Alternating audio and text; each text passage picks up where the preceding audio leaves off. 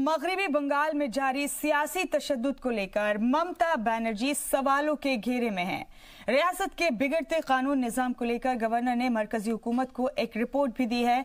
आज गवर्नर केसरीनाथ त्रिपाठी ने कुल जमात की मीटिंग बुलाई। जराये के मुताबिक इस मीटिंग से ममता बनर्जी दूर रहेंगी।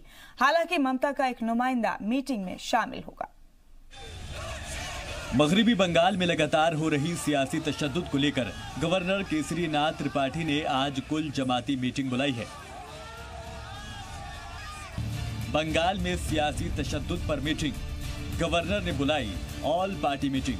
आज शाम 4 बजे होने वाली मीटिंग में मगरबी बंगाल में इंतखाब के बाद लगातार बढ़ती सियासी रंजिश और उसमें बने हालात पर चर्चा की जाएगी।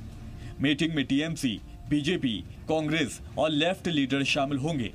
ममता बनर्जी के भतीजे अभिषेक बनर्जी ने इशारे दिए हैं कि ममता की जगह टीएमसी का नुमाइंदा मीटिंग में शामिल होगा।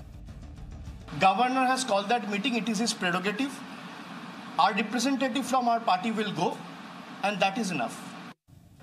वहीं बीजेपी ने ममता पर पलटवार करते हुए कहा कि बंगाल में खुलेआम खून खराबा हो रहा है। केवल जो है वो ममता जी के बंगाल में ये क्यों हो रहा है, क्यों खुलेआम हिंसा, खुलेआम कत्लेआम, खुलेआम खून खराबा हो रहा है।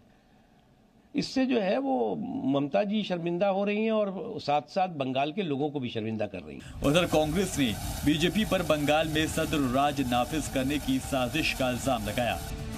इससे पहले कल कोलकाता में बीजेपी ने तशद्दुद के खिलाफ एहतजाज किया।